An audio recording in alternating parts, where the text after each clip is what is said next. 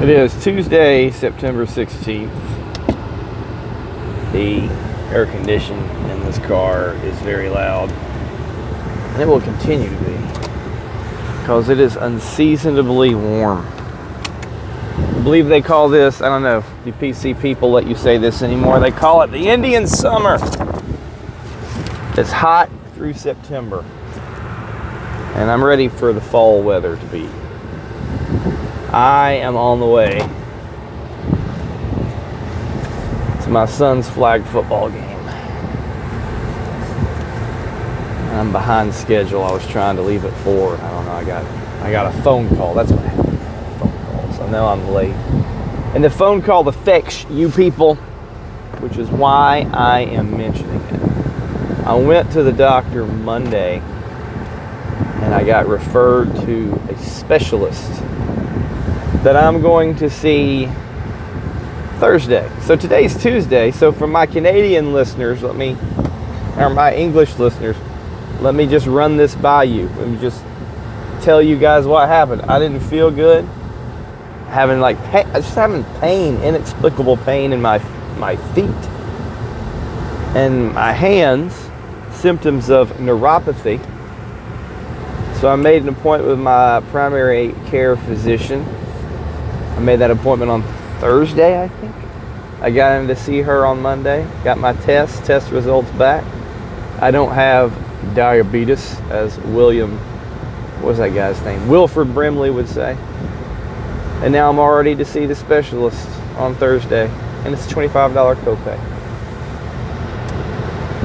So, Canadians, whatever you're doing, it ain't working for you. Hopefully they'll figure out what's wrong with me. Physically, not all the other stuff. Here's what else is wrong. No, I'm sleepy. I haven't been taking my thyroid medication because I bet that thyroid medication's doing it. And I felt good for two or 3 days, and now I'm so tired. So tomorrow I'm going to take my thyroid medication again.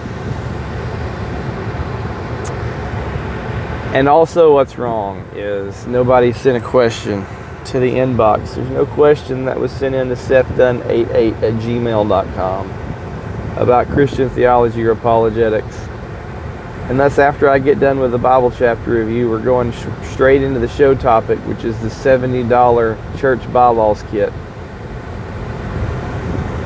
including case study from Ed Young. So we'll get to that in a second, but now it dawns on me that I need to call my wife, make sure she's getting the football son ready for his game, and I'll be right back with you. Luke chapter 9, verses 33 through 36. Luke chapter 9, verses 33 through 36. Here comes the yawn. Weren't they just asleep like 2 verses ago? That's how I feel. So Jesus was talking on the Mount of Transfiguration, which, by the way, people think is Mount Tabor. It doesn't mention that in the Bible. That's just what people think. That's the scholarly guess. Jesus is appearing there. I guess I should say Moses and Elijah have appeared with Jesus. And now Peter notices. And here we come in verse 33. And as these 3 were leaving him, Peter said to Jesus, "Master, it is good for us to be here. Let us make 3 tabernacles, one for you, one for Moses, and one for Elijah," not realizing what he was saying. While he was saying this, a cloud formed and began to overshadow them, and they were afraid as they entered the cloud. Then a voice came out of the cloud saying, "This is my son, my chosen, listen to him." And when the voice had spoken, Jesus was found alone, and they kept silent and reported to no one in those days any of the things they had seen. Pretty special experience, and they didn't say anything about it. Go back a few verses later, Jesus asks, who do the people say I am? They say, well, all these wrong answers. Who do y'all say I am? Peter says, well, you're the Messiah. And he says, don't tell anybody. And right here, we have even more attestation of Jesus being the Messiah. Not just the Messiah, but the Son of God. From Moses, Elijah, and God himself. God the Father himself.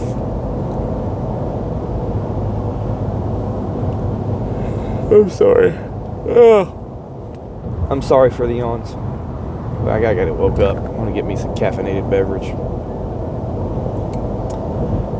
Wish Panera still had those charged lemonades, but people died and they got sued.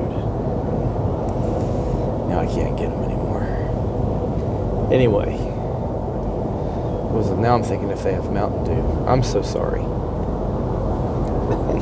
And this is like going to be the 1 or 2 shows for the week too. Sorry.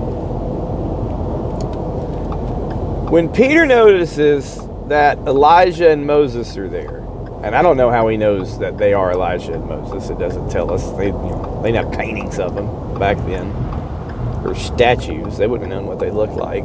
But Peter somehow knows who they are. And Jesus in his glory, and he's like, hey, let's make 3 tabernacles, which is something he shouldn't have said. Because remember, a tabernacle was what they had before the temple. That was the house of God set up while the Israelites were wandering in the desert. It's a tent. So the tent was the temporary temple where they kept the Ark of the Covenant and where the priestly duties were performed. And Peter says, let's make 3 tabernacles, one for each of you. Number one, this is not okay because Moses and Elijah are not equal to Jesus. Jesus is God. They're not, and they don't deserve a tabernacle of their own made for them. Number two, when the tabernacle was made in the Old Testament, there are very specific instructions from God as to how it was to be done. It's not some dude who just has an idea and says, let's make a tabernacle. So Peter is speaking out of turn because he is excited and awed. And by the way, we see this in Scripture all the time. Somebody meets an angel or something, and they're like, oh, what about this, that, and the other? And it's like, no. Or don't be afraid, or don't worship us. It's always like it's like the time I met Chris Benoit at the Save-A-Ton in Rome, and I marked out, and it was, 4 horsemen, 4 horsemen. Just be normal. So while Peter is thinking, let's make tabernacles, ignoring the context of the conversation, like Jesus is trying to go get crucified and depart, not let's make tabernacles and everybody's going to stay here and we're going to set up a point of worship on this mountain. No, you're missing what's going on. Here comes the cloud, and we have a scene very similar to his baptism where God speaks. And we're in the cloud, and they were afraid to be in the cloud because the cloud represents the presence of God, the manifest presence of God. We know God's omnipresent, but this cloud is representing the manifest presence of God, which is causing fear for Peter, James, and John. And God speaks, this is my son, listen to him. He's my chosen. Now we have a mountain. We have a cloud in the that represents the manifest presence of God, and we have Moses. This is a callback to what? Sinai, because Moses went up the mountain, God's holy mountain, to receive the 10 Commandments, and there was God in the smoke, and the presence of God was there. So once again, we have the presence of God on a mountain at a pivotal point in redemption history as we move symbolically from the Old Covenant to the New. Pay attention to these things.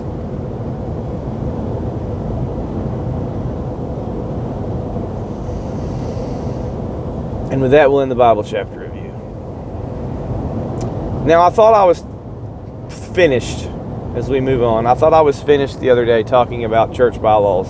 It's sort of relevant yet boring show title. And then I got an email from the good people, and I say that dripping with sarcasm. They're horrible. The good people at Ministry Deals. That's the name of the email, Ministry Deals.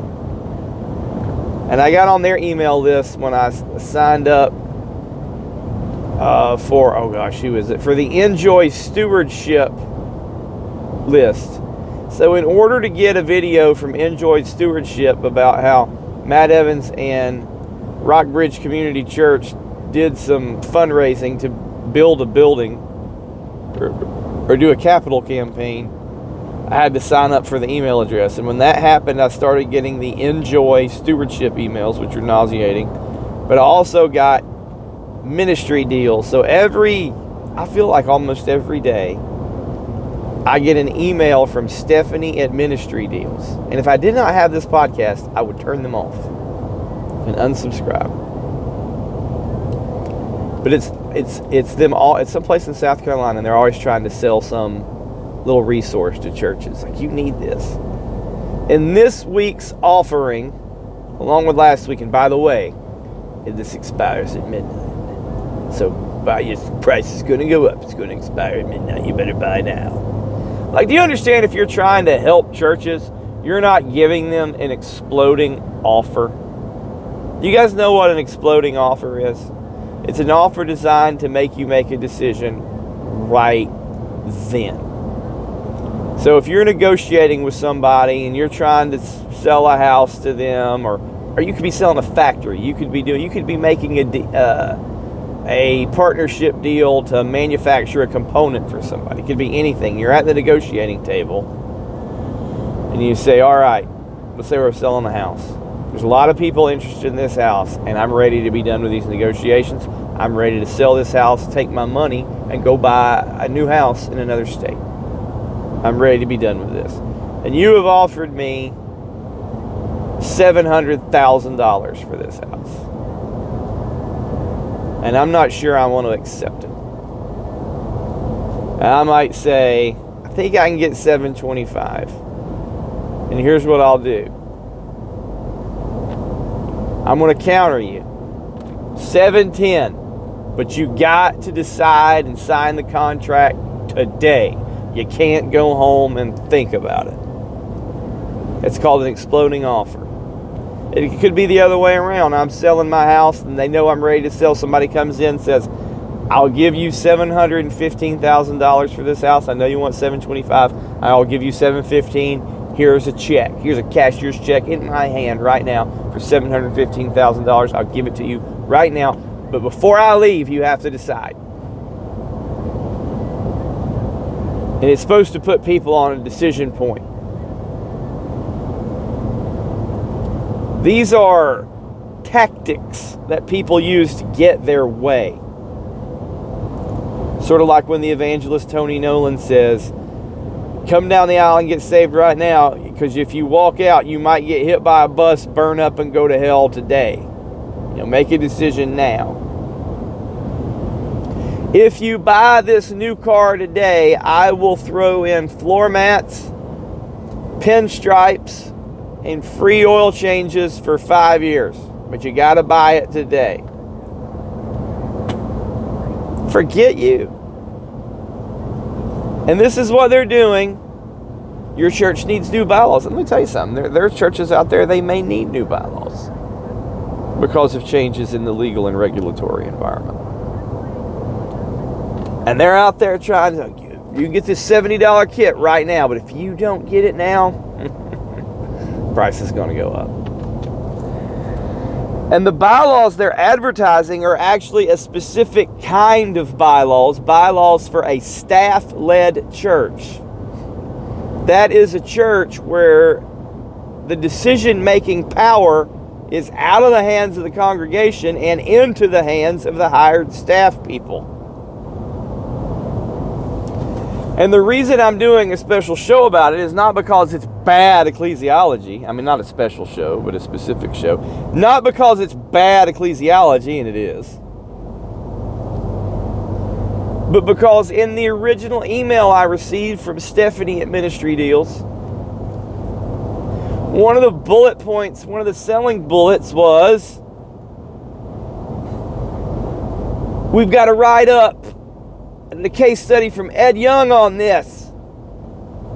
Like, they did this, Ed Young did it, so you should too. And this is a clown, Ed Young of Second Baptist Houston. I think he's literally turned his church into a zoo once. Like, he had zoo animals brought in. You can Google me on this. It had like cheetahs or something like that. He's literally turned his church into a carnival. They built a roller coaster on his stage, and he rode it around before his sermon. And it was part of his sermon series about roller coaster. He looks like he's made of plastic. I'm 99.9% certain without having checked that he's had cosmetic surgery. But anyway, Ed Young got around to where he finally needed to retire. And all of a sudden, his son becomes the senior pastor of the church. You know what? If you own an apple orchard and you're retired, and now your son becomes the new general manager and owner of the apple orchard, good for you for passing on your small business and avoiding the inheritance tax that often wrecks family businesses. If you're a plumber and your business is Young and Sons, and then you retire and your sons take over the plumbing business, oh, I just got cut off. I'm on this Christian podcast. I'm the host, so I didn't say all the things that came up in my mind about this horrible person who cut me off. That's fine. But churches are not supposed to be inherited businesses. Why all of a sudden is Ed Young's son supposed to be the guy who's going to be the new pastor? Well, it was done in accordance with the new bylaws. So what happened is Ed Young and the staff at the church pushed for the congregation to adopt new bylaws, giving power to the staff to run the church and make these decisions. And now there's a lawsuit because some members, not all of them, some members of the congregation said, no, y'all told us about these bylaws like it was addressing other things that we needed to update. And it's like y'all slipped this in. And I want to be clear with y'all. Y'all need to understand that there are reasons out there to change your bylaws to avoid, for example, litigation. Let's say your church has a daycare or a preschool. I mean, I can think of 3 churches in town. No, 4 that have this. 5, 1 burnt down, so I guess it's still 4. My daughter goes to. And just anybody can be an employee at that preschool. And then some homosexual drag queen story hour person gets a job there, and you don't know it at first. And then they come out to their community as drag queen story hour person, and you don't want this person working at your preschool because you're Christians. Well, now you're not allowed to fire them because of equal employment opportunity. Because now you stopped doing church, you started doing preschool. And preschool's a business, and you got to do equal employment opportunity. So what you do is you change your bylaws and you say, according to the bylaws of this church and all its extension ministries, like the preschool, are ministries of the church, and people can only work here if they meet the spiritual standards of ministry. And you can say anybody who works there is required to be a member of the church. Or you can say anybody who works there is required to be a member of a church in our denomination. Or anybody who works here is required to ascribe to this theological statement, even if their job doesn't have anything to do with preaching. So when Oberfell started happening and the legal climate of the last few years where the homosexual lobby is winning a bunch of legal wins, you found churches needing to update their bylaws. And a lot of this is done through the denomination or the denominations, say the local Baptist Association. They'll say, hey, y'all, this is the environment that's changed, and you guys need to consider updating your bylaws. So yeah, bylaws can be updated at times. We're going over London Baptist Confession, the second London Baptist Confession in Sunday school, which reminds me I need to make my Sunday school lesson before Sunday, because I'm teaching next. And one of the things in the London Baptist Confession, I think we're in chapter 1, is that there's going to be certain ways churches have to administer the government of the church that's not explicitly spelled out in the Bible, and it might look like common grace ways or worldly ways. I remember the exact language of doing that. And that's one of the things about, where does it say in the Bible that a church has to have bylaws? It doesn't. That's a thing about being in my case, the state of Georgia or wherever else, that legal entities have to have bylaws and trustees. And like I've already said, because of changes in the business and regulatory environment, those bylaws from time to time may need to be updated. It's a responsible thing to do. And you're not violating the Bible if you update your bylaws. But what you need to be careful is when somebody comes in with new bylaws and says, we're changing this to a staff-led church. Sometimes people say, we're going to change it to an elder-led church. So this sounds great because deacons shouldn't be in charge anyway. And then you learn that you've changed to an elder-led church, and elders are elected once a year, and they make all the decisions. And nobody else can be a part of any decisions, and that's not how it was before. And you're electing one elder a year, and it's basically impossible to change anything if you get into a problem. But notice, though, when you're talking about an elder-led church, you're talking about people who are local members of the congregation. We might call them lay elders. A staff-led church is where the employees are running the church and have authority. So the people that you're paying to shepherd you and your children are now in charge of you.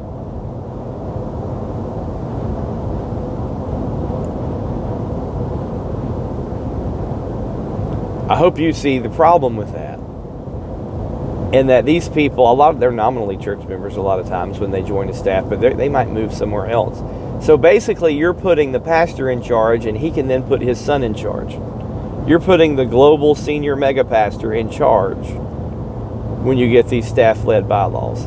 Which is why Ministry Deals is marketing this stuff to pastors who think Ed Young is good. Ministry Deals is trying to sell these bylaws packages to pastors who seek to consolidate their power over others.